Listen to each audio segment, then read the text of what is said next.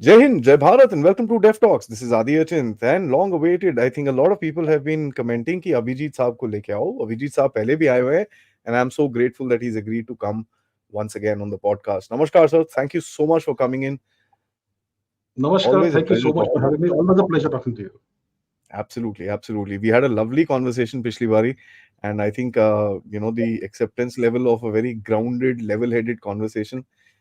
Apart from कभी कभार rhetoric शेट्रिक ठीक होता है, थोड़ा सा brow beating ठीक होता है, but most of the time I think we need to have level-headed, calm down, serious conversations so that geopolitics can Yes. be better understood.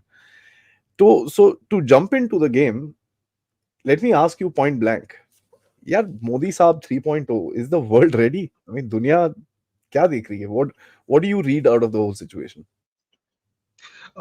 There are sections of the global community that are worried about this. I think it's more or less understood and accepted that most likely Mr. Modi will come back to power. It will be Mr. Modi 3.0, unless some kind of ridiculous black swan event happens. It's going to happen. Mr. Modi does come back to power, and there are sections in the world, that are not happy about this. They would rather like India have a weak government, a coalition government. They would like somebody else come to power, one of their favorite people, and that sort of thing. But more or less, the world is getting ready for this. But they're trying to kind of influence the Indian election. I mean, it's very strange that the X platform, introduces community notes in India just before the elections. I mean, all these months they could not roll it out. क्यों भाई? क्यों roll out नहीं किया इतने सारे महीने? This has been out for ever since Elon Musk came to Yeah. took over, more or less. So right before the elections, they're introducing this for fact checking. So I wonder what's behind that. Then there's all this, we are seeing this increasing volume as in quantity of the kind of abuse that India gets online on social media. Mhm. All kinds of negative stories coming up about India. Right now, the Guardian has come up with this ridiculous story that will actually end up helping Mr. Modi, and so on. But they are maybe it's aimed at a domestic audience to portray Mr. Modi as more of an authoritarian leader than a democratic liberal leader. Well, we don't care about that, and so on. So I think most of the world is more or less reconciled that it's going to be Mr. Modi once again, Modi again, and it's going to be Modi 3.0. So yeah, more or less, I think the world is reconciled to this. But what they're going to do about it is a whole different thing, because this time when Mr. Modi does come to power for the third term, it's going to be a much more robust India. All the groundwork has been done in the past two terms of the government, the Modi 1.0 government, Modi 2.0 government, which was significantly different from Modi 1.0. And one can expect perhaps that there could be more significant changes in Modi 3.0. The foreign policy is going to be much more assertive. Modi 2.0 was characterized by a much more assertive, not aggressive, but assertive foreign Assertive. policy. And Modi 3.0 could be characterized by maybe more assertive foreign policy, which is now backed by a slightly increased, let's say, military muscle, power projection ability, which is now being demonstrated in the Western Indian Ocean region, and Mm. a lot of multilateralism that is happening. There's an upcoming security agreement with Greece and much more. So I think Modi 3.0 will be characterized by much more assertive India, and that's what worries the established powers, the so-called Western world order and all. It also worries China. Russia may not be so worried; they'll be actually perhaps enthused by it. But yeah, that's differing perceptions in different parts of the world. But overall, China would be worried, and definitely the West would not like this. They would like a more pliable, malleable India that they can Mm. control. When Mm. that's not gonna happen with Modi 3.0. Let me break your answer down and kind of build into it. One, you mentioned about the Guardian, and that's very interesting to me because Yeah. it was a joke. I mean, a joke on, I think, intellectual integrity, if I may. The way that the article has been handled कि भाई कभी वो पन्नू को plot को death को plot कर दो, photo निकाल दो, ये कर दो, कोई कम्युनिटी नोट्स नहीं. And the interesting thing was yesterday Rajnath Singh ji statement. सिर्फ घर में घुस के मारेंगे. And so the lady burnt the midnight oil. ठीक है, she Hmm. typed up another article and put it out saying कि भाई India accepts its role. अरे भाई, कहाँ एक्सेप्ट किया है? I think, and correct me if I'm wrong, these guys are not toying with the Guardian. कि अच्छा बेटा ठहर जा. And the same thing, by the way, was referred to in a speech by Yogi Adityanath with Modi ji sitting right next to him. So I think these guys are now toying with these guys, and वो उनको समझ नहीं आ रहा है. They're not able to understand. So how do you kind of picture this media narrative? There's another article that came out, the Hindu Foreign Minister of India on Okay. Jaishankar in Foreign Affairs. Very interesting, very nicely written. At least there's no mention of the Hindu nationalist BJP party. Okay. Um, but how do you kind of see this narrative building up? And lastly, I personally feel Hindutva is a weapon that they use. If it's not Hindutva, it'll be something else, brown color or whatever. I mean, it's just one of those things. It's not that they hate Hindus, it's just that it pricks you, so they use it. It's an assault at multiple levels. On one hand, you Mhm. have these social media anonymous accounts, bots, who just go ahead with outright racism and Hinduphobia. That's one. Then you have the foreign, let's journalists and commentators who typically post multiple times a day on Twitter. They will have a different kind of approach towards, let's say, denigrating India. Then you will have these actual op-eds and articles and all these analytical articles, like we just mentioned, the Guardian and Foreign Affairs and all that, which will have a more nuanced way of looking at it, but they will still be, you know, they're going to still disparage India, and so on. Uh, Definitely, it's not about Hindu phobia. In some quarters, there is outright Hindu phobia, especially in the anonymous accounts on Twitter and all that. Outright Hindu phobia, for sure. When it comes to the overall Western perception of India, they are definitely extremely unhappy that they have not succeeded in, let's say, converting India to the Western liberal mindset, which means essentially Hinduism should cease to exist. Why are we still Hindu? I mean, the entire project, the 2.5 century, 3 century project, was to turn India into a total vassal of the West. That's the English, the British tried to do that, didn't work. They put a puppet regime in power after 1947, which were entirely indebted to them for the handover of power, and that continued for another few decades. And it's only now that India is changing its foreign policy, changing its entire approach, and we are becoming a more visibly proud nation, a nation that's more visibly proud of its roots, of its culture, of its civilization, which obviously is Hinduism. There's nothing else. It's all Hinduism. And that Yep. is something that really grates at them, that we have this ancient civilization that still exists. We have destroyed everything in the world. Even the Chinese are kind of destroyed. I mean, the Chinese Yep. culture. I mean, the Mhm. CCP, it doesn't espouse the traditional Chinese culture or civilization. It's a communist party regime with very strong Marxist, Leninist, and Maoist roots. So even China has been taken controlled by them, and China is a nation that essentially idolizes the US. It idolizes the US. It seeks to shape itself in the shape of the US. It's doing everything the US was doing in the 18th and 19th centuries: expansionism, bullying neighbors, grabbing territories, and all that. So the Chinese are like that. The Chinese are kind of a certain way of copying the West. But India is different. We are the only ones left, essentially. Africa, there's nothing left there. They've destroyed Africa. And that is what really grates at them, that they have failed in destroying this ancient civilization when everything before them has fallen. And now we are not just existing, we are rising. And that's a problem. Mm. So you're gonna see pushback. You're gonna see pushback, and they will use the terms Hindutva, Hindu, and all that. And when they use the term Hindutva, it's usually a stick to beat India with, as Ah, in apparently Hindutva is different from Hinduism. Hinduism Hindu. means the soft, meek, pliable, my bap wala Hindu who says yes sir, very nice sir, thank you sir, Ganga Din, brown coolie, all that stuff, No, like and this, all like that. this. And This is there. yes, yes sir, yes sir, yes sir, that thing, that. And Hindutva means we will resist. We'll resist the nonsense. We'll resist the bullshit. We'll resist whatever attempts they're making at various levels to to essentially, change India. Whether it is dumping tremendous amounts of money, billions of dollars every year, into Christian conversions or foreign conversions to foreign religions, whether it is apparently allegedly creating artificial political parties in India, whether it is what they call subnational diplomacy, which is again that sort of thing, interference in the foreign affairs of India, internal affairs of India, and so on. They are doing this at so many different levels, and there is a pushback. And the average Indian is now more increasingly proud of his or her roots, and they are proud of being Hindu. And this is something that grates at them. When the entire West is de-Christianizing, essentially, There is obviously pushback against that, but it's de-Christianizing. You are seeing mm, an erosion of their past 1,500 years of Christian values, which they've had. You are seeing an erosion of that. I mean, when I was a kid, when I was a little kid, 1980s, when the Pope used to visit, let's say, Ireland, a million people would come out to mm. see the Pope, the streets. Today, when the Pope visits anywhere, they keep it very low profile because they know no one's going to come out to see the guy.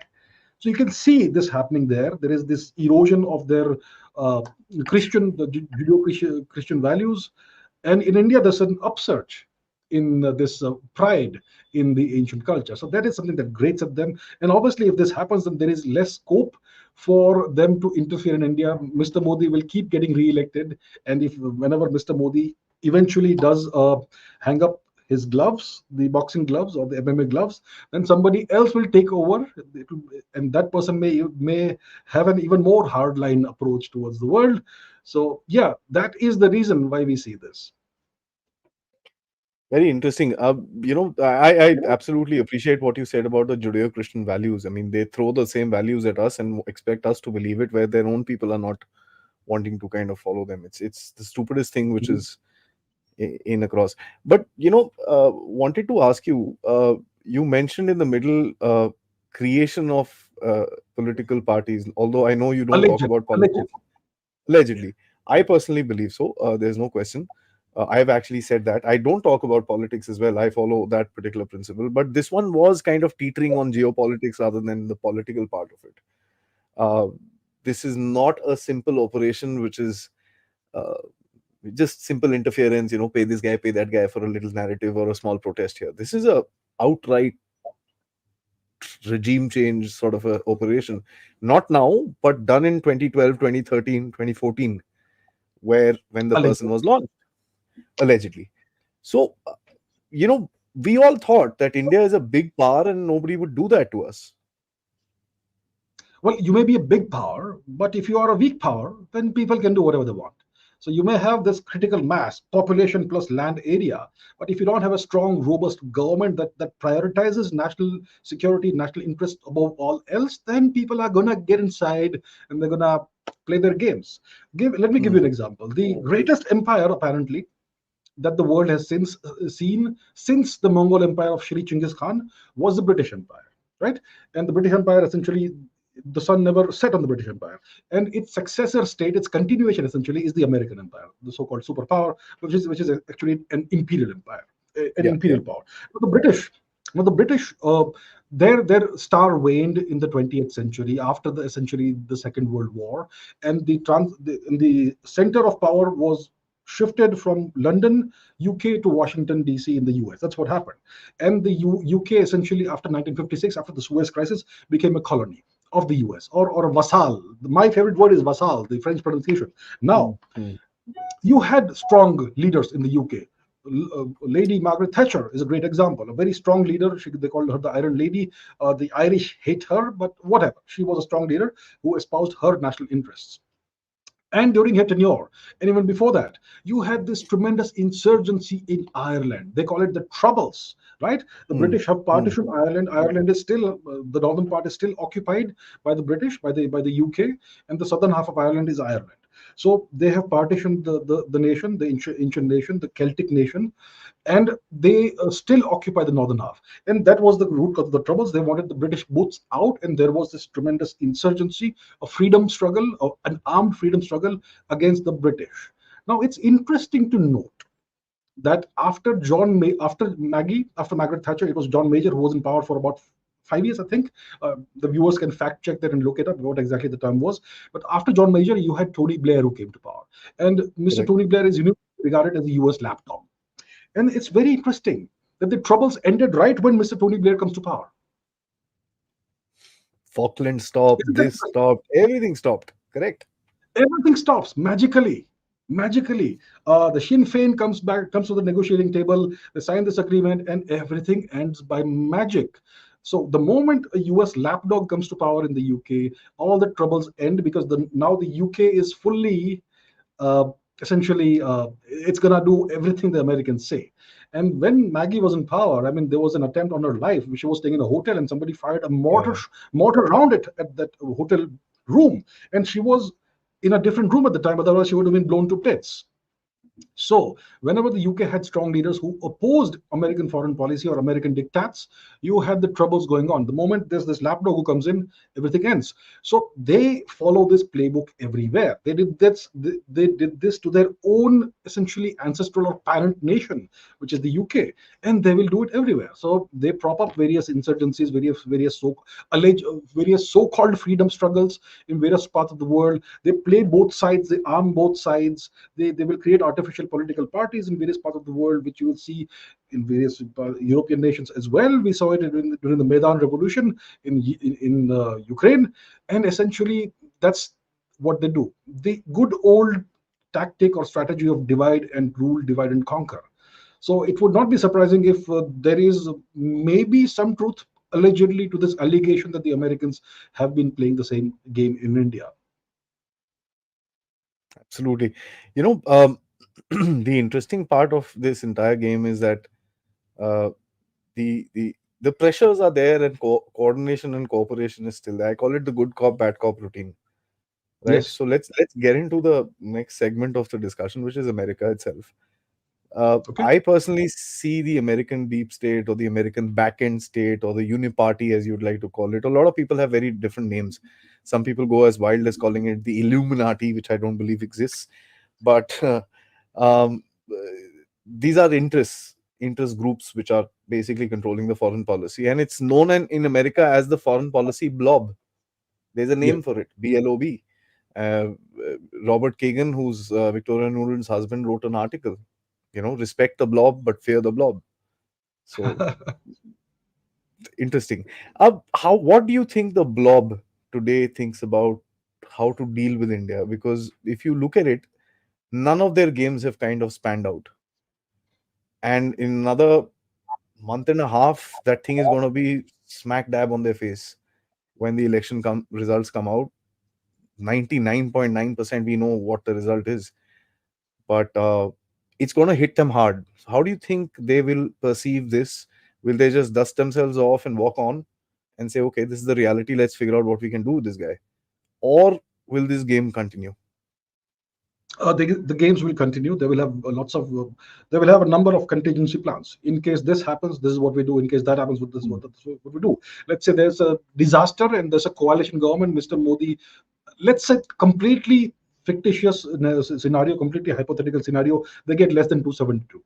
So they need to form a coalition government. Then what will we do and how will we pressurize India? Through the other coalition partners. That's a possibility. If they get more than 272, then it's a clear majority, then there's nothing much they can do. So there'll be Correct. different kinds of scenarios they would have gamed out already. And they can also apply pressure on India from external fronts. Pakistan is a great tool in their hands to always, anytime they want to stir something up, they can use that. They can use various other nations in the Indian subcontinent, the periphery, to do certain things. Allegedly, the US is, well, allegedly, the US is the creator of ISIS, and there is a subset of ISIS called ISIS-K, ISIS Khorasan province, that operates out of AP. Afghanistan, right? Afghanistan, Tajikistan, that region. And it is also known that the Americans pay the Taliban a certain monthly stipend every month, a certain 60 weekly million. stipend. 60 60 million is the million a week. stipend. 60 million a week in cash, greenbacks. So the Taliban are on board.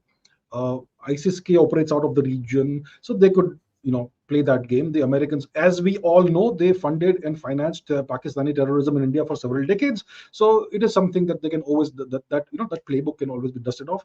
They can use the Myanmar angle. There is a complete disaster going on in Myanmar right now, and that has spilled over into India's far east, into Manipur essentially. uh, all I mean, if you see, you have the Myanmar government, which is the military government that's been in power for the longest time. They are fighting against these various insurgent ethnic groups, and these are typically, you will see missionaries operating among the insurgent groups without any fear of anything. Uh, Typically American or British missionaries, and the arms, ammunition, etc. that these various insurgent groups are being procured from China. So you see a certain synergy between the US and China here, which is so weird, but it's happening. And the pressure is all coming on India because we see the situation in Manipur. It's a disaster that's decades in the making, but now it's spilled over into utter mayhem. Yeah, Not utter mayhem. yeah, There was mayhem in May last year. Now the situation is stabilized, but it's brought out the stark realities on the ground that these foreigners, infiltrators, who were brought in to some extent by India, and many of whom have just walked across the border, they now occupy more than 50% of Manipur. So that's the situation. So that is one angle they can use, the Americans, to pressurize India by creating more chaos in that region, in the Far East, which we call the northeast of India. So there's multiple tactics they can use. There are multiple pressure points they can use, and of course, as we most likely are going to see, Mr. Modi comes back to power with a significant majority. Then they will play along with India, and they will seek to shape India's thought process and influence India through various multilateral means, through various one-on-one diplomatic means, through track two, through think tanks, through the media, and as and when certain things happen and certain pressures and etc. come on India, they can always try and take advantage of that. So once Mr. Modi comes to power, and probably most likely with a big majority, the US will have contingency plans in place to how to deal with India. For example, we have seen in the past a year or so the Trudeau affair. Mr. Trudeau came to the G20 allegedly high on coke with like a ton of coke in his plane. That's what one hears, and then that he thing comes up. was started by. Sorry to interrupt you. That thing was started by me and Sanjay Dikshit on his Sanjay ji on his platform. Okay. That our former diplomat Ambassador Vora picked it up. He went and said it on some news channel, and it went viral. So me and him was just cracking a joke, and they said, क्या उसका जहाज में Coke शोक भरा हुआ था क्या? And it got picked up, and Yeah, so there was that, and the Americans supported the Canadians in these absolutely ridiculous, wild allegations without a yeah, shred of evidence to back them up. The Americans are then went ahead and claimed that India carried out assassinations on, or allegedly tried to carry out assassinations on U.S. soil. The Americans are openly harboring a known terrorist, that Pannu yeah, fellow. Then there's the whole Khalistan angle that the Americans and the Canadians have been supporting for the longest time. Even the UK has been harboring Khalistani, mhm, sympathizers and Khalistani activists on their soil. Even in Oceania, in New Zealand, in Australia, you will see the same thing. There are so many different angles they can bring to bear because they are a global power. They are an empire. They have lots of different imperial outposts, and they can bring any of these to bear, or a combination of these to bear on India to apply certain kinds of pressure at various given points of time that they choose. So there's always going to be there. India has an uphill struggle the next 20 years minimum. And we obviously, the current government is very much aware of this. They understand things at levels that we cannot see, because those levels will be visible to them, and they know, they they know how to deal with this. So hmm. we have a very impactful foreign minister who is very assertive, who asserts India's stance in the on the global sphere, on the global scene, and we're gonna see more of that coming forward. Indeed. You know, they need India, right? They need India because of its strategic location, which I think a lot of us never kind of appreciated about our own country. हमको पता ही नहीं था कि हमारी location कितनी जबरदस्त है. जैसे Pakistan kept selling his location, where his location is, yeah, fine, it's there, it's good. Better it is Iran, but anyways, Pakistan has a decent location. Let me give it to them. But ours is like bang in the center of the other side of the world, as per se, if you look at it from America. America ka, I mean, just dig a hole, you come out of this place which is bang in the center of the entire action. So they need us. And somewhere down the line, I am kind of getting convinced that they don't have a plan B for us, in the sense, an alternative for India, right? Would you agree to something like that? Um, India is important for them from the perspective of counterbalancing China, and also from the perspective of maybe having a moderating influence on Russia, perhaps to a certain extent. So, like you very rightfully say, India has a God-given location, geographical location. Yep. The Indian Yep. subcontinent jets all the way down into the Indian Ocean region. We Yeah. dominate the Western Indian Ocean region, the Eastern Indian Ocean region, the Strait of Malacca. All the choke points are within our reach. We are currently demonstrating to the world that we can police the Handle it. Indian Ocean all the way to the Gulf of Aden. We can certainly dominate the Strait of Hormuz if we seek to. We can certainly have a significant impact in the Strait of Malacca if we seek to, and we essentially can go down south all the way to Antarctica if we have the naval capacity to do that. So we have a God-gifted location. We also have a significant, formidable natural barrier, which is the Himalayas, which brings comes into play when we look at the China angle. So they seek to use us to counterbalance China. And there, I imagine that their dream scenario is that India and China go to war, bash each other's brains out, and both cease to exist as a significant power. And that is the dream Absolutely. scenario for them. And then they can peacefully deal with Russia in their Hmm. own free time, at their own leisure. So that's the dream scenario for them. So India obviously has a significant utility for them, but only as a tool to be used to counterbalance another power. They don't have any warm feelings for India No. No. as such. I mean, look at what happened to Ukraine. Ukraine was a good tool to use against Russia, and now Ukraine has been disposed of. I mean, Ukraine is done as a nation. Ukraine's partition is imminent. It will be partitioned probably around the Dnieper River. That's how I Hmm. see it happening whenever it happens, whenever the Russians decide to go ahead. And the Americans will be okay with this. They will give some parts of the territory to Poland, some to somebody else, and there will be a rump Ukraine left.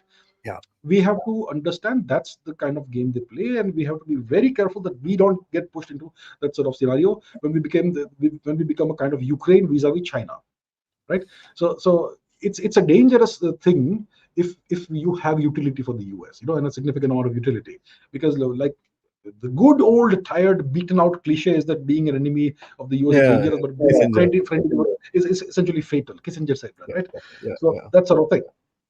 So we have that utility, and the Americans have lots of uh, pieces of the chessboard when it comes to China.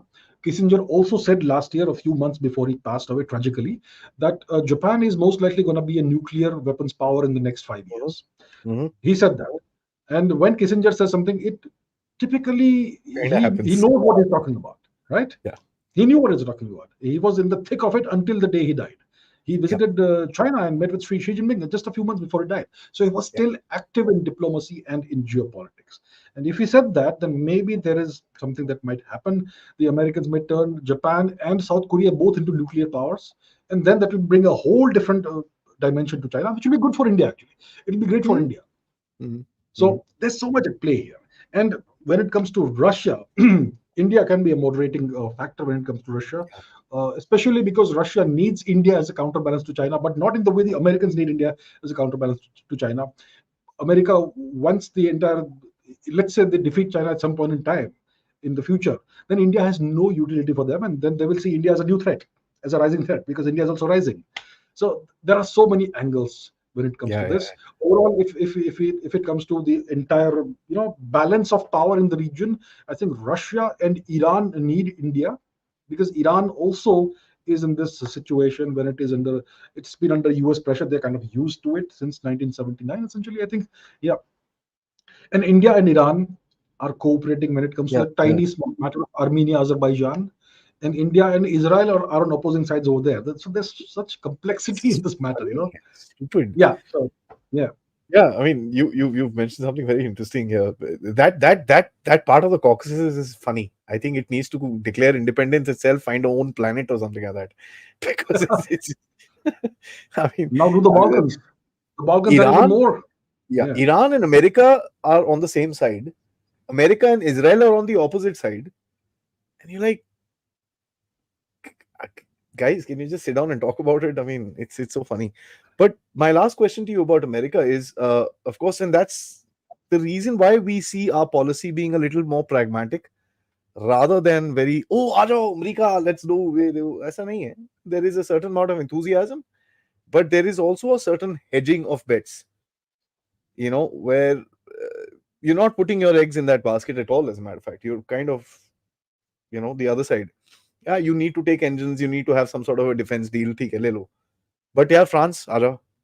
So that's something that we see. It's a little more pragmatic sort of a foreign policy from our side towards America rather than a, uh,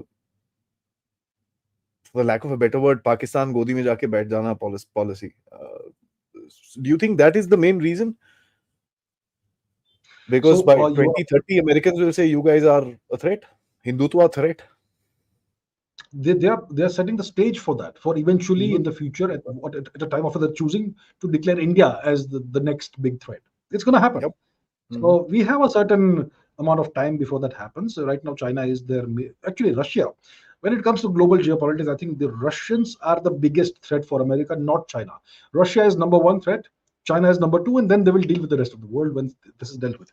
Now, yes, I completely agree with you. India has a very pragmatic, a very realistic foreign policy in which the government, for the first time in India's post 1947 history, we have a government that recognizes that we can deal with everybody in mutually beneficial ways.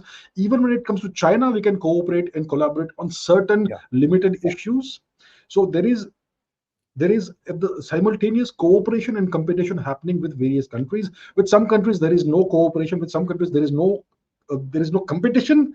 When it comes to the US, it's a tug of war, it's a tussle. The Americans clearly have let's say nefarious plans for India, subnational diplomacy, and so much more. They still support Pakistan. They still show the Kashmir on a dotted line. If you go to Google Maps outside of India, you go outside of India and see Google Maps, see how they show Yeah, yeah, Kashmir. They yeah, even show yeah, yeah. Arunachal Pradesh as Asia, not India. That Yes, dot is there. Huh? exactly. So they have all these nefarious plans, and they keep on doing these pinprick provocations against India. The US, their representatives go and visit POK, which happened last week, which happened just 3 or 4 days ago. 3 or 4 days So ago. And by the way, the guy's Twitter handle is gone, huh? it evaporated. The Twitter handle evaporated. But the photos are out there now, so there's nothing they can do about it. So they do all this. So there's a certain amount of time, maybe I don't know, I'm not going to venture a guess, maybe a decade, maybe 2 decades, maybe slightly less than that. We don't know, but there's a amount of time, period of time, when India and the US will have more cooperation than competition. But there will come a time when it's going to be the attitude towards India is going to be like the current attitude towards China. That's going to happen. So right now Yeah. we have a very realistic and pragmatic foreign policy. We are dealing with everybody. Everybody, the French, we have good relations with the Israelis. We have good relations, despite the Azerbaijan Armenia angle, which is, see, we can That's put these things into different silos and we right. can Yeah. still overall Yeah. cooperate. Yeah. That Yeah. is the kind of foreign policy we have never had, and it's something that one can see happening after 2019 or so, more than before 2019. And True. hopefully we see more of that, and even more of that 2024 onwards. I mean, you're right. You can't put the Americans and their foreign policy in a silo.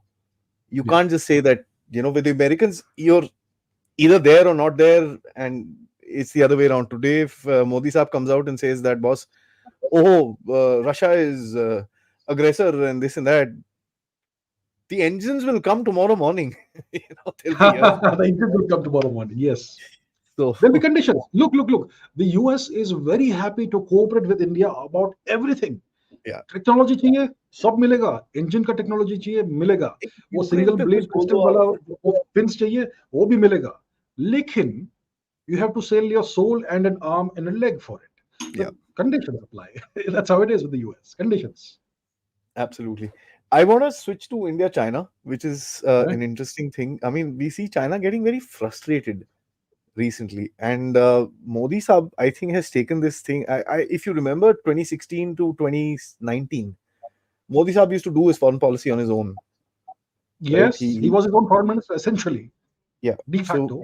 Yeah, Sushma ji was left to handle the issues and stuff like that of people and straighten out the ministry itself, passports and this and that, and a lot of stuff was done. So, but yeah. he was doing the traveling. And here I see that Modi Saab has picked up the China policy himself.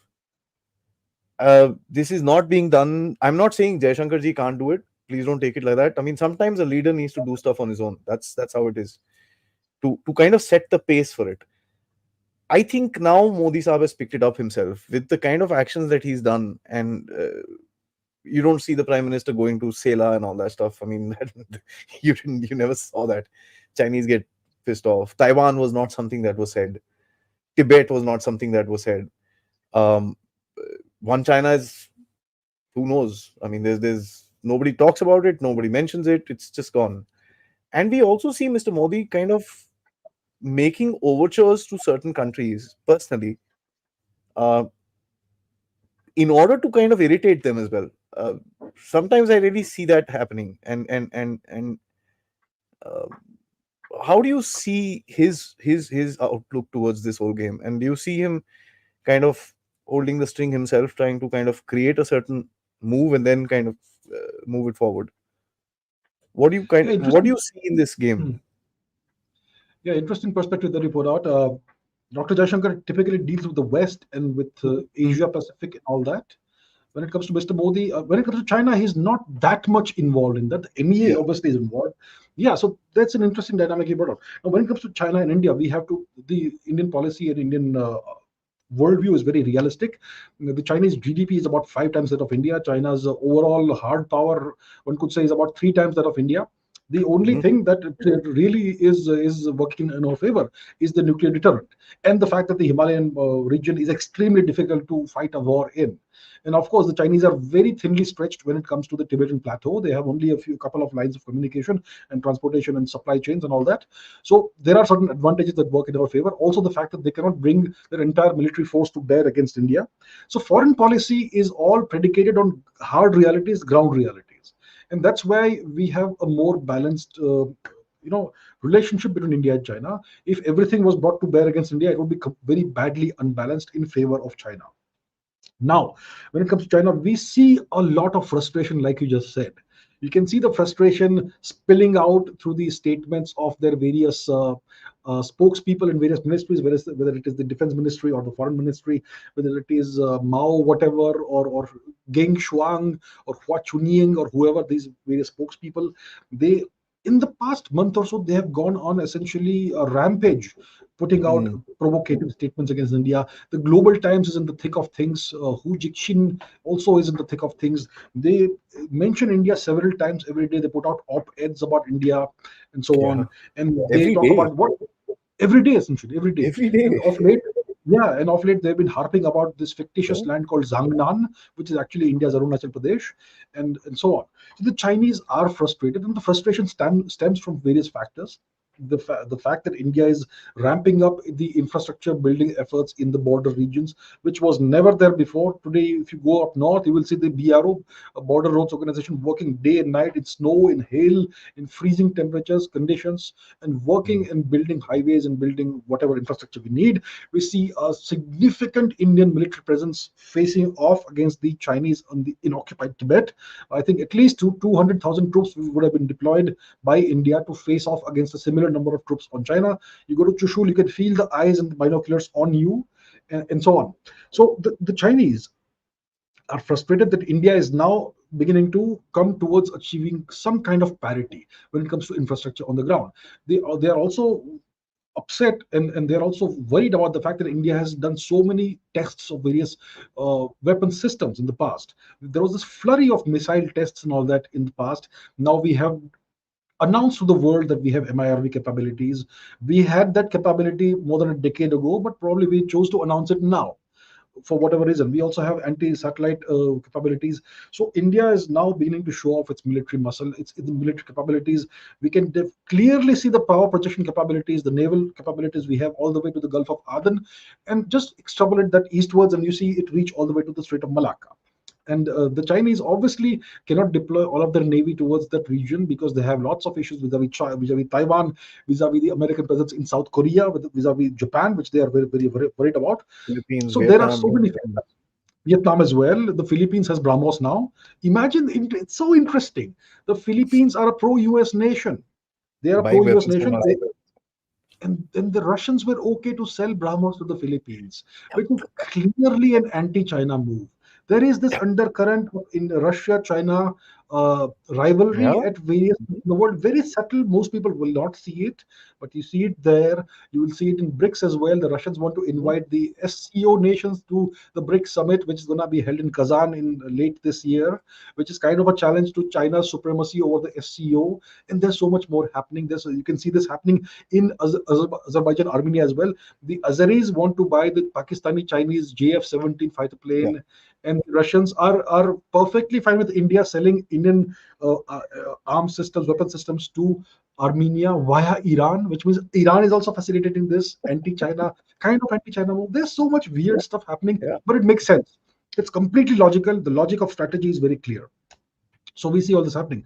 So coming back to China, the Chinese are worried about this, that India is slowly, infinitesimally, but slowly, but it's beginning, the asymmetry, the power asymmetry between the two nations is decreasing slowly at a very slow pace, but in the next 20 years it will be significantly less than what it is today. And the Chinese population, the demographic disaster is going to happen. Their total fertility rate is 1.09, which is a disaster, which is a catastrophe by any set of standards. They're going to get old before they get rich. By 2050, their average age will be what, in the 50s. By 2100, their population would be half of what it is today. A smaller population is not the issue. The aging of the population is the issue. As your population shrinks, the average age of the average person on the street increases. Imagine a nation with an average age of 63. The average person is 63 years old. Who's going to fight the wars? And then there is the question of the morale of the armed forces and the Hmm. willingness to fight. The Indian armed forces are going to be fighting in a hypothetical future war for the defense of their motherland. The Chinese soldiers are going to be fighting for a piece of territory that was never Chinese. And each of these soldiers is the last of an ancient lineage, of an ancient bloodline. Every single Chinese soldier out there on the front lines facing India, they have no brothers, they have no sisters, they have no aunts, they have no uncles, they have no cousins, they have nobody. They are the last of an entire bloodline that goes back 3,000 years.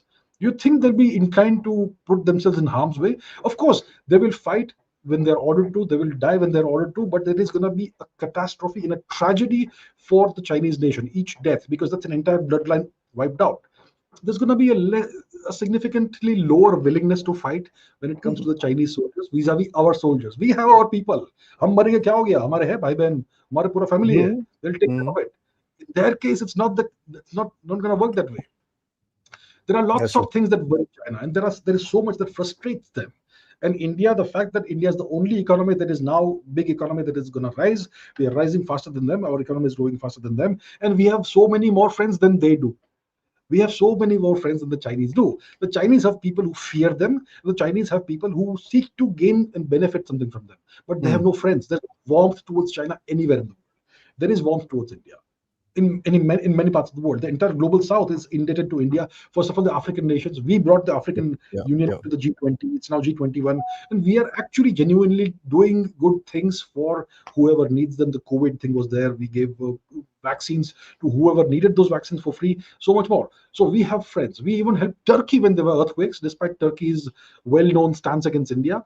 So there is a different perception of India. There's a different perception of China, and the world is now beginning to respect India because of our rising hard power, which is the only thing that brings respect worldwide.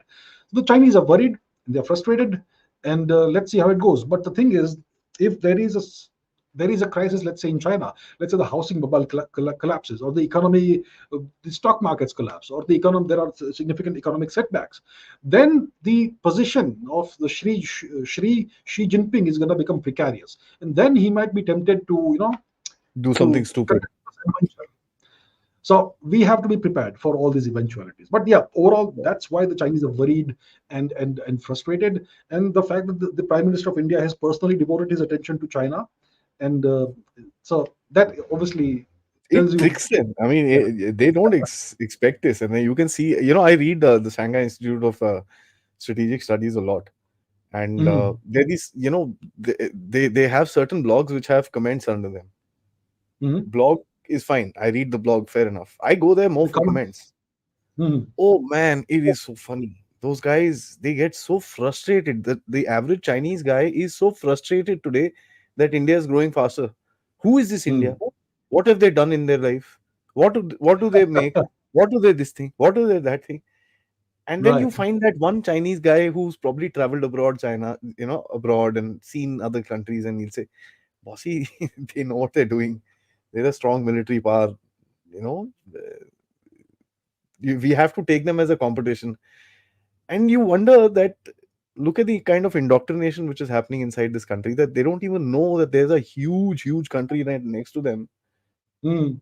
that they just can't take over. Like we in India have a very clear understanding of one thing: we don't want to take over Pakistan. One, we can't. Mhm. I mean, militarily, it's going to be a disaster. Two, Wait we for don't the want nation it. to come. Yeah. Yeah, we don't want it. But the Chinese thing is not like that. They want to take over everything around them. That's a very interesting mindset to have, if I may. It's a very American approach to the world. I mean, Yeah, look at yeah. America's history in the 18th and 19th centuries. They grew from a very small territory, and they conquered and they annexed and they expanded. I mean, Colorado was part of Mexico. Hmm. California was part of Mexico. Texas was part of Mexico. All of that, Arizona was Mexico. They took over all these territories. They expanded step by step by step. They conquered Hawaii, which was never American, and so much more. The Chinese follow the same playbook. They idolize the Americans. Hmm. They idolize Hmm. the they want to reshape themselves in the image of the US, and that's why they have territorial disputes with everybody, with essentially all their neighbors. They have even reopened the Usuri River border dispute with the Which Russians. is I mean, what are you guys thinking? The Russians can squash the Chinese anytime they want if they wish to. oh, then the Russians leak a paper, right? If you come this way, we'll nuke you. That's the least. They leak out a paper to one of these Western media outlets, which says that the Russian policy towards an invasion of by China is nuclear Very weapons. So clear. they don't believe in fighting. We just Hmm. nuke the hell out of you. That's it. And then Yeah. after that, How you're dare very you? right that there are tensions between Russia and China today. The Russian, the Chinese are not wanting to, sorry, the Chinese are not wanting to pay Russia. As a matter of fact, they withdrew all their deposits and all that back from Russia because the Hmm. Americans threatened secondary sanctions. So they took out money from there.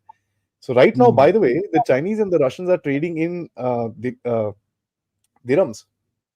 Dirhams. Good for the UAE. Good for them. बढ़िया है, बढ़िया है. बढ़िया है.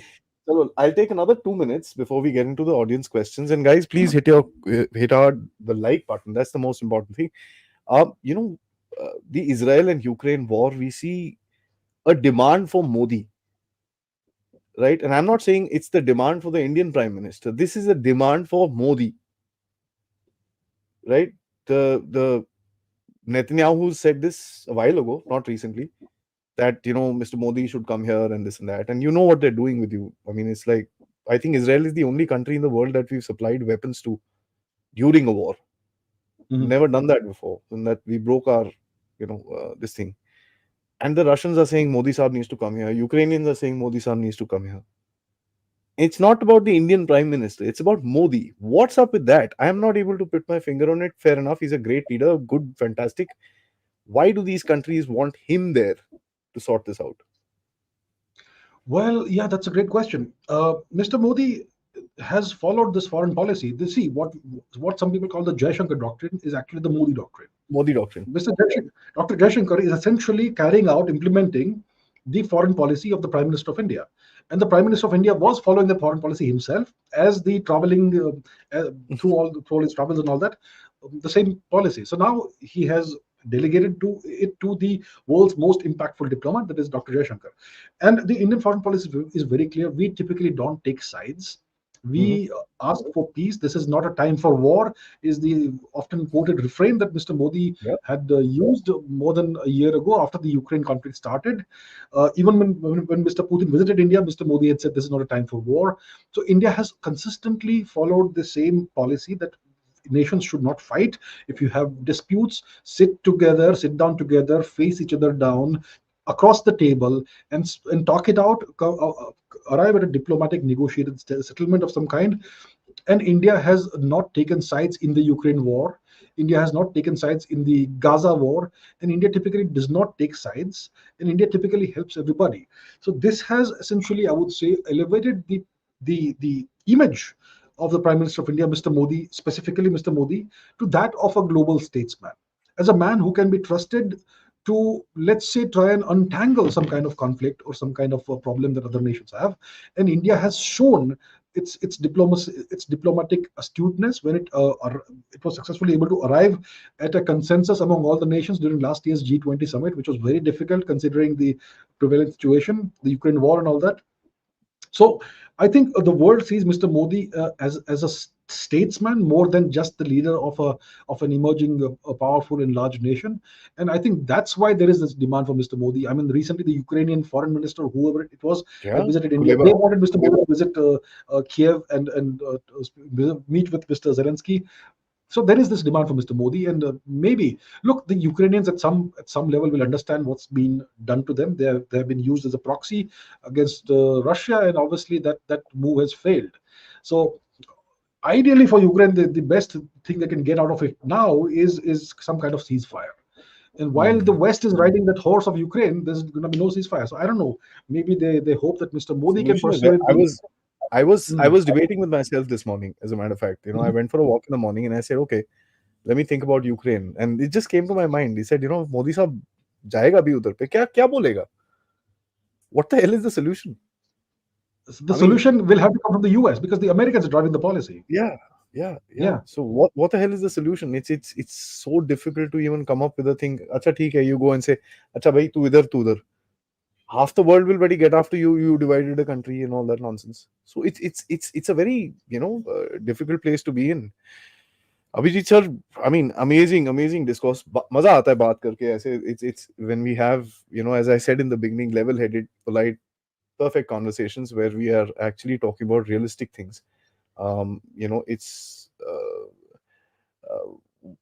one actually tends to kind of confuse the Indian foreign policy as being a little haphazard if you're not able to connect the dots. If you can't connect But the dots, yes. once you connect the dots, things really emerge out of it, and you're like, okay, fair enough. This is what they're trying to do, and which is what I mean. I think you also do very well on your channel, and that's what I try and do on my channel, is because that's where you kind of make sense as to what's going to happen. ठीक है, क्या होगा Yes. आगे?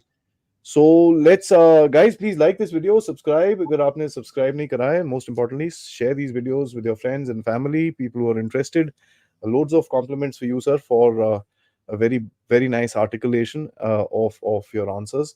And of course, guys, you can contribute towards this channel using the QR code, PayPal, or super stickers, super chats, or the membership options. Let's take the first question. Aborigine, thank you so much. Says my quiz to Abhijit Ji is Big Bang Theory is a Christian concept, right? I have observed some controversy going on related to it. After recent discoveries by James Webb, multiverse is a Hindu concept, not a Western. Okay, so the question is, what is the Big Bang Theory? Is it a religious concept? Is it a Christian concept? How did this theory emerge? It emerged out of observational evidence. We know that there is a certain amount of photons in space. In the vacuum of Yeah. space, there is light, there is photons. And the average temperature, let's say, of the photons, because light has a temperature, by the way, when you are close to a light source, you feel the heat, don't you? And different colors of light have different temperatures and so on. It's complicated, but the average temperature of the universe is known. It is just about 2.7 or so degrees above absolute zero, about above Yeah. 0 Kelvin. And we can see from observational evidence that the universe is expanding because we see that faraway galaxies are blue shifted. It is the Doppler effect, the same thing that you hear in sound. When a train comes towards you and blows the horn, the sound is high pitched. The moment it moves past you and it's going away, the sound is low pitched. The same thing happens with light. So there is red shift and blue shift. And you see, red shift and blue shift. So you see that Blue. most of the galaxies far away are red shifted, which means they're moving further away from you, which means the light is stretched out. So we know the universe is expanding, and we know that the universe, the average temperature is a certain thing. So extrapolating backwards, the universe, if you go back in time, the universe must have been smaller and smaller at further points in time. It would have been hotter and hotter, and that clearly I mean, that's a very simplistic way of putting it. But then if you extrapolate it back to 13.8 billion years, the universe ends in a point. So clearly something like that happened. Now we don't know exactly what the physics of the very early universe was like, but that's the kind of thing it is. But this is the geopolitics thing, so I'll not go on further about this. But yeah, the Big Bang theory is a scientific theory. It's not a religious theory. The multiverse thing, yes, we have Hindu cosmology, we have multiverse in that, but there is no physical evidence of a multiverse. There is no As of direct observation of a as of multiverse. now, there isn't anything. But there's a There isn't lot of any. conversations happening about this, that there are Yeah, but billions and billions of universes. those are philosophical conversations, not Yeah, yeah. scientific conversations. Not scientific conversations. So I mean, it's so interesting that there was a point of time. This was history. This is how it is. This is it. Today you're saying, no, no, no, wait. There's more to this. Hang on. And that's the whole thing. I think for the past 60 years people were so stuck on a particular concept of how the world came about, that our own people, when I mean we call our history as mythology, you know. It's so Yeah, amazing. we're And that's what, conditioned see, to think that. we are conditioned to it. I mean, we don't really realize the word meaning of mythology. A lot of Hmm. people actually think कि यार वो mythology तो है, अपनी तो है, mythology तो है, history है. You know, there's a difference. So I guess Yes. it's an interesting place to be in today, where the world is kind of changing. And but we do see the Hindu and the Sanatan study kind of taking place. You know, I was mucking around with the US Department of Defense website. My favorite time pass to do is go onto the CIA website or the State Department website, or the, you know, there's a lot of stuff to read there, and they've got the reading Oh, yeah. galleries now, so you just sit there and read about something. So I was on this website, and you know, they're doing studies on what the Hindu calendar goes back to. Hmm. They're trying to figure out what the Sanatan Dharma actually says is the age of the world. Hmm. They're trying to actually, the date of the Ramayana and the Mahabharata and all that stuff, you can find it on the US Department of Defense website. That's interesting. Okay, I haven't seen that. Yeah, Hmm. it's damn interesting. So you'll find Hmm. it there. They're doing studies on it, right? They're trying to figure out, okay, here is a country that says this. Here are we. What are we saying? What is this? Because these guys seem to know nine planets and this and that before we did. And this is Oh, what we they did. mention there. They don't Yeah, officially acknowledge that, but they say, yeah, this is yeah. it. So But they're aware of it. And we, yeah, yeah, trying to dig deeper. yeah, Yeah. absolutely, absolutely. Park Saaf Begum, तीसरी वाली. नहीं, बाप रे बाप. Thank you so much for your contribution. Abhisar, Christianity is moving to woke, trans, femi, atheism. My God. Uh, Whoever you are, brother, brother, sister, I'm going to copy this from you with your permission. Please say there is a beautiful term, woke, trans, femini atheism in the West. They have been planning it for some time. Is that why they're Islamizing Europe? I think there is, I mean, there is something visible. I mean, you can see that uh, the prevalence of practicing Christians.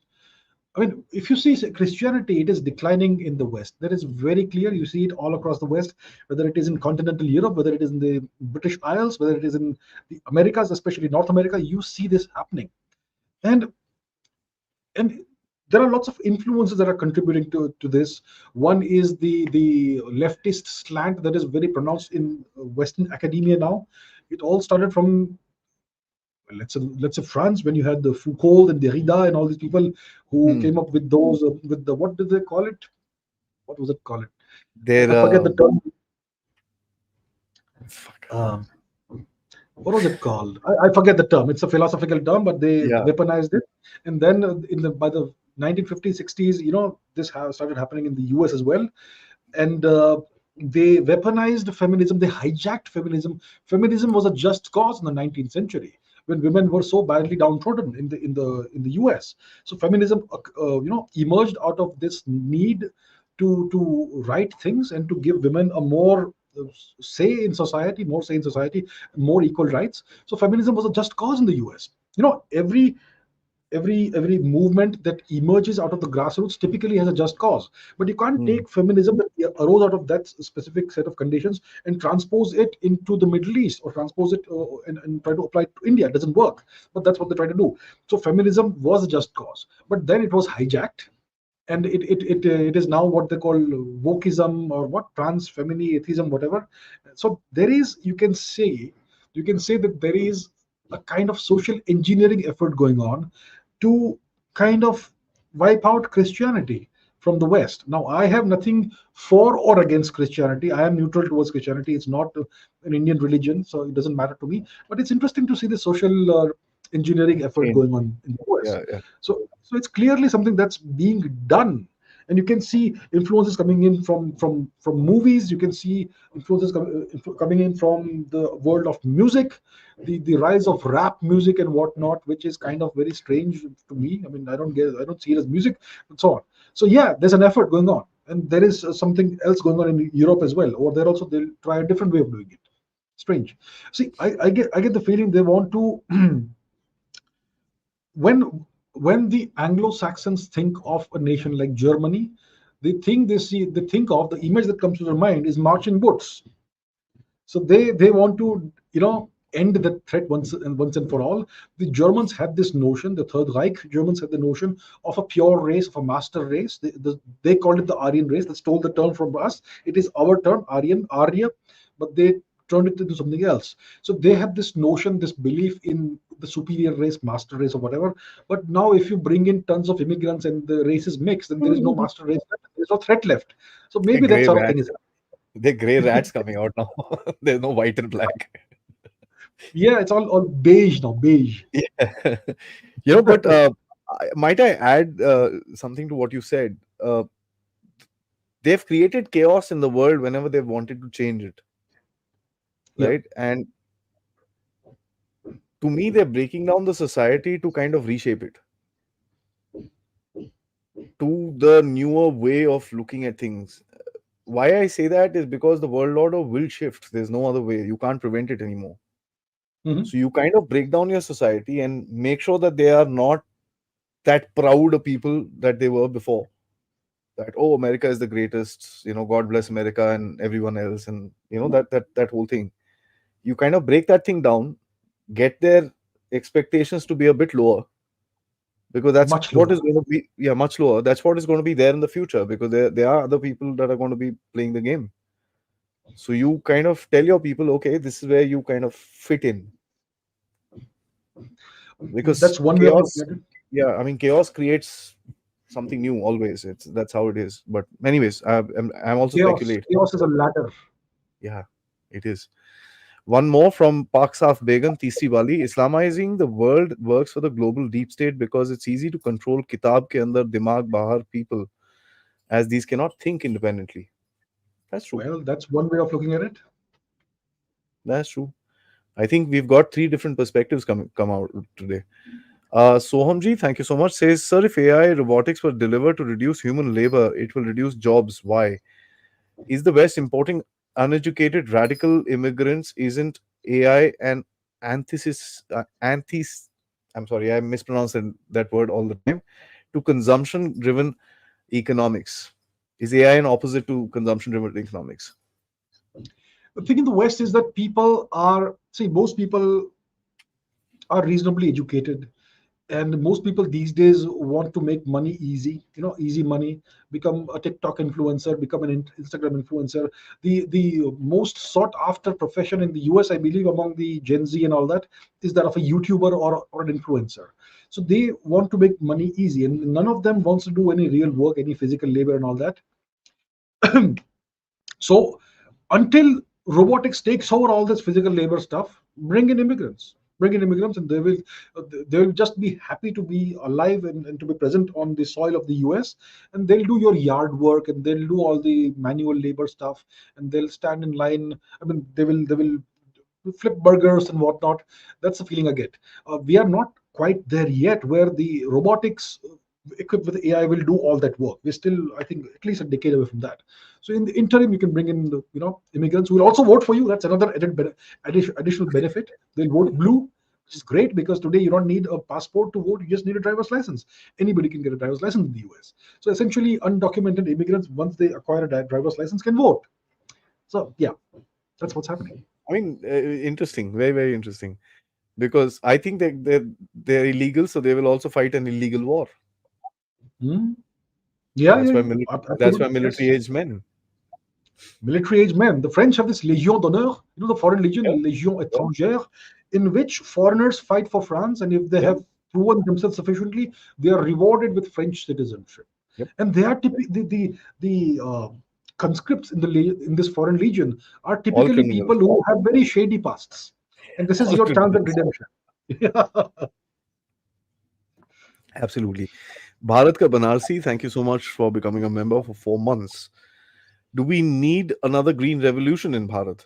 No, I think the Green Revolution was not a very good idea. We could have gone no. a different way. It wiped out a lot of biodiversity from India. Just one grain for everybody, just one, one variant of wheat. We used to eat so many different grains in India historically in the past many thousand years. We had bajra, we had jowar, we had so many other grains, and today it's just wheat and rice, and maybe two, three variants of rice, and maybe just one or two variants of wheat, which is Mhm. terrible for biodiversity. So the green revolution, of course, yeah, it kind of solved the problem of bhukmari, of hunger, because we have this great slogan, roti kapda makan. So yeah, it kind of solved that problem, but that was not a good thing for India. We had this tremendous biodiversity in India, which was kind of wiped out. So we need to bring that back. We have no shortage of food or anything today. So why do we need that? So yeah, True. It was a World Bank game. They came and played it it with was a you World and we Bank fell. game. There you go. The 5 points on which is there on the website. Okay, It's there on their website. I mean, I picked it up from there. I can read it out. I very keep good. a screenshot with me all the time. Hmm. Soham, thank you so much once again. He says, your take on Putin's comment on the Western leaders as pedophiles. Isn't that an outrageous statement coming from a world leader? Does it hold any truth? Okay, He look, referred to I am not in the position of Mr. Putin. I don't have access to the information that he has, so yeah. I cannot comment about this. I don't know. But when Mr. Putin speaks, he's typically a reasonably balanced person. He's not a reasonably balanced person. He's a very balanced person. He's a very sane person. He's the opposite of crazy. He's a very rational person. He's been very restrained in all his actions. Even after the recent attack on Moscow, he's been very restrained. So if he says something, maybe there is some truth behind it. But I personally can't comment because I have no information. Jeffrey Epstein, that's the only thing that one could hint at. Mm. It's a sick world, but in any case, Prablam, Oh, it thank is you a so secret. much. Uh, Thank you so much. Please do a show on the West's past, present, and future. Past, present, to theek hai, future, I don't know. That's a tremendously large topic. But interesting, for sure. Yeah. Partha, thank you so much. Says, what about the pushback from outsiders to music industry like Tom McDonald? He could also be a plant to confuse the side that has guns but never fights. Okay, I'm not aware of who Tom McDonald is. So, I'm so either I neither am I. Partha, you just went whoop. But thanks much for your awesome. contribution, brother. Yeah. It just went up. Siddharth Sharma, Mahavakyas of Upanishads, Trump original sin all day. Okay, I'm Okay, not sure what that is either. fine. Soham, once again, thank you, sir. Is avian flu H5N1 the next pandemic? That's what a lot of people are saying. I don't know. I hope not. That's what I'll I say. get, I hope not. trust me, I saw that news and I said, nah, nah, ये नहीं देखना, इसको बंद करो. बहुत हो गया भाई, बहुत हो गया. We've बहुत हो had गया. enough of the 2020s beginning. और नहीं चाहिए. Please, please इसको माफ करो. इसको बंद करो. I just switched off my laptop and started doing something else. यार ये नहीं देखना मेरे को. I don't want to see this. Those 2 3 years Uh, were such a nightmare. Oof. it was wonderful to connect back with the family. I mean, Huh, that honestly, way it I was found fine. a relationship with my parents that I didn't think I had. Let me Okay. be. I'm saying it out loud, right? I didn't think Hmm. I had that. It was ha mama papa good, but I think we built up a certain amount of friendship during these 2 years, which Nice. was a Good. very different sort of a friendship. Which I Hmm. mean, today we are at a different level altogether. And Hmm. I got frustrated enough with the India China thing that I opened this channel. So I don't know what it gave me, what took away. I was in hospital for 14 days, so I don't know. I can't say, but yeah. Oh, you had COVID, did you? Yeah. In the first wave itself. Oh, So thankfully the oh, lighter I see. one, but I was in hospital. I had, Oh, you know, wow. some, Okay. some issues. Okay. Uh, Parneet Chaturvedi said, "Sir, don't you think Guardian news person is are such a fool?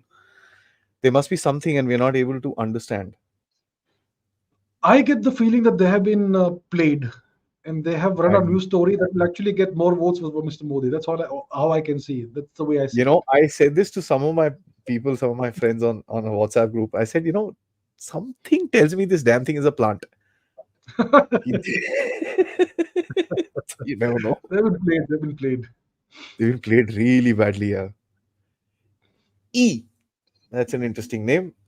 Thank you so much. Says, do you think billionaires have a Caesarean complex? I'm rich. I can create unrest.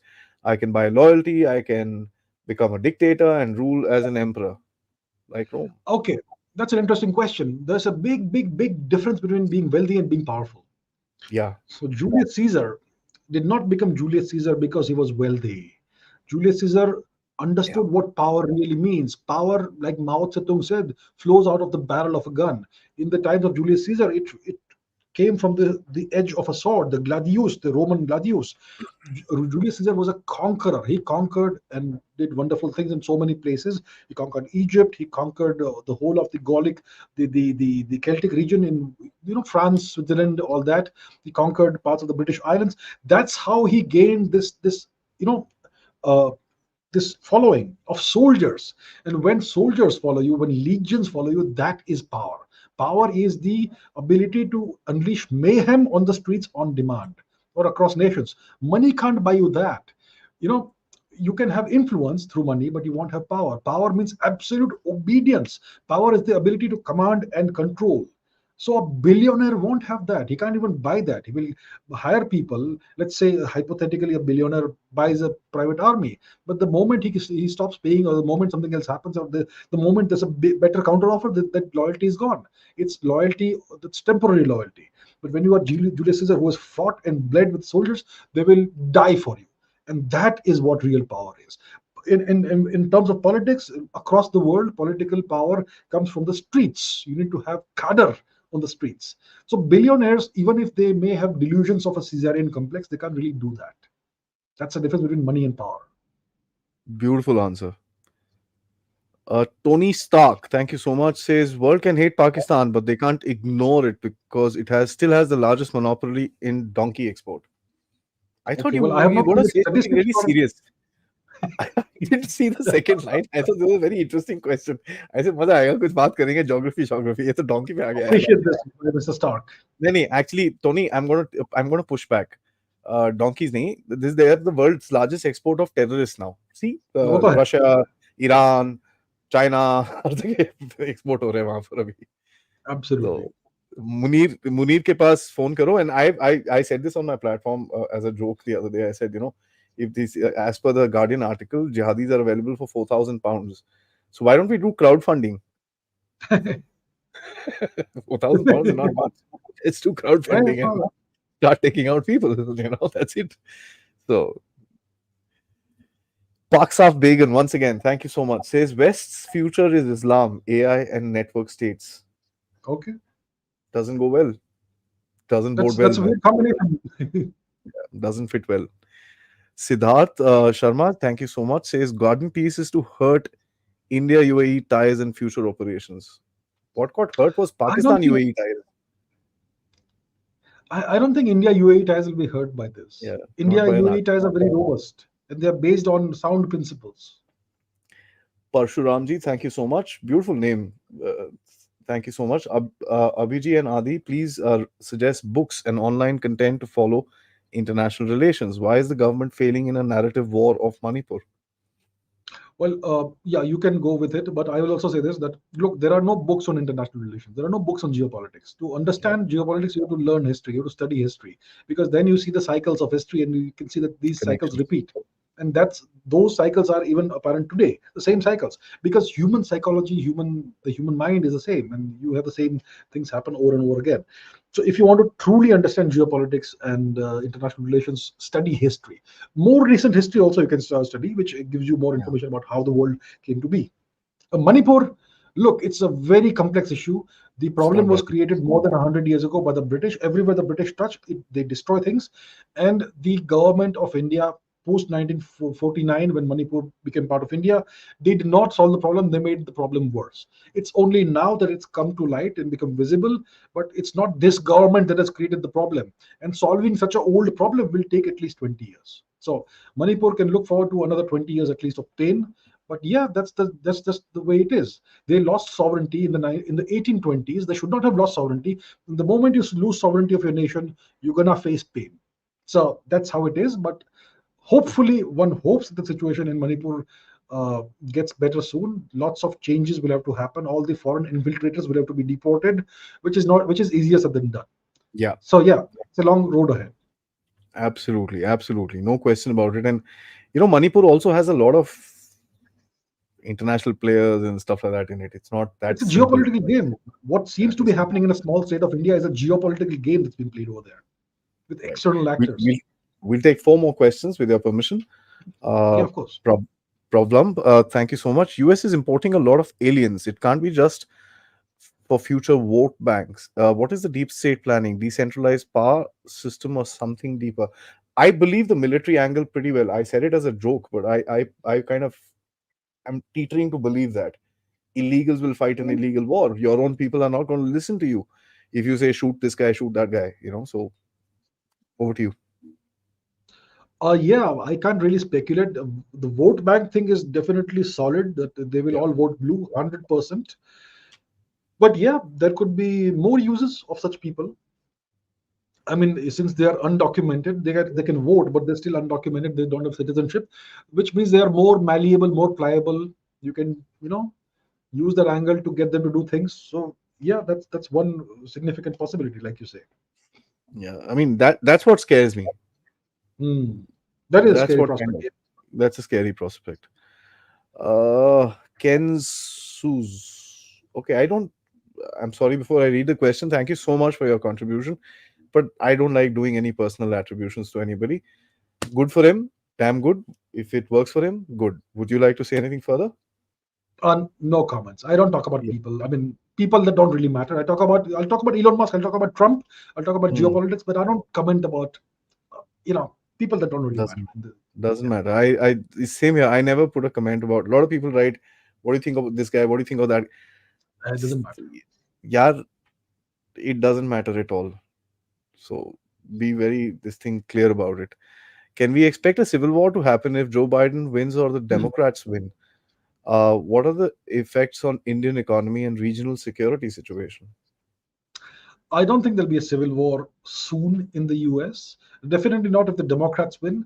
There could be some kind of disturbance if the Republicans manage to win or if Trump comes back to power, because they will try to destabilize his government, possibly, perhaps. Yeah. But I don't see a civil war very close to us right now. Maybe in the future it could happen, because after all, the US is an artificial country. It's an artificially created country with no actual culture or identity of its own. It's a hodgepodge of people who have come in and stolen this territory from the natives, who have been essentially wiped out. So, at Yeah, some point in time, what's holding the country together? In the past, it was American exceptionalism in the 1950s and 60s. Today, there is no American exceptionalism. Today, the Americans are a mediocre people, and with mediocre standards.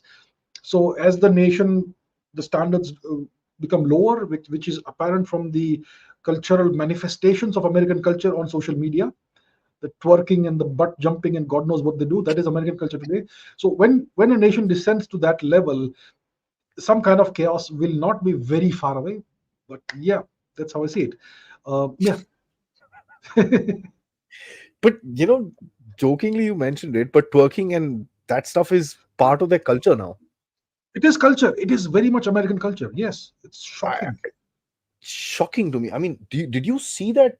What the Thanksgiving dinner that Joe Biden's wife? Oh, They were drag queens. I don't have any problems with trans people or anything like that. Let me put that out very nothing. clearly. Be yourself, fine. But what is this?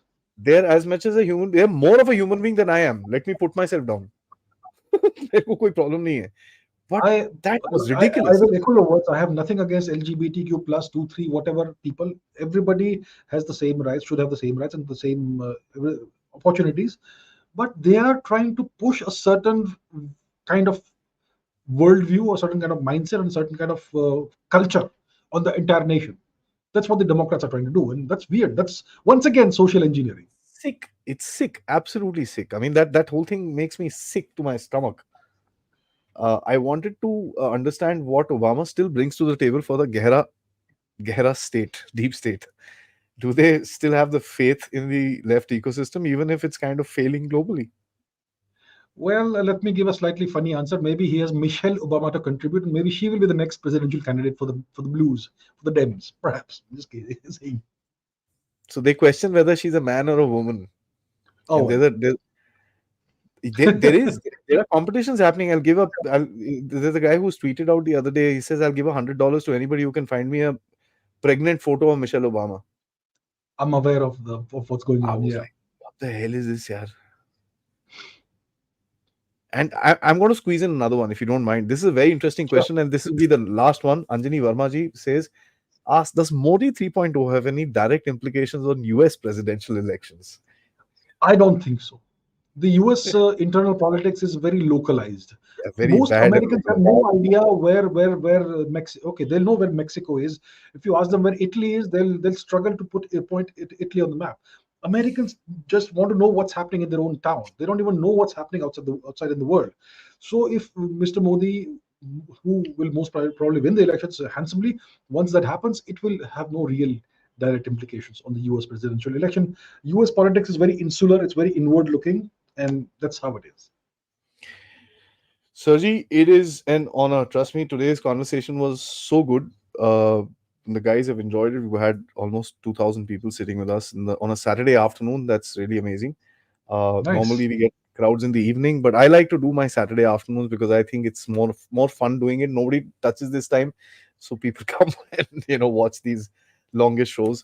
But thank you so much for taking out the time. It's always a pleasure, and it's nice to actually converse with someone who's balanced, mature, and actually sees the world as it is, and not in some dreamland. That's something that we should really avoid. On that note, thank you so much and hope to see you again very soon. Jai Bharat. Thank you so much. Thank you so much for having me. Thank you.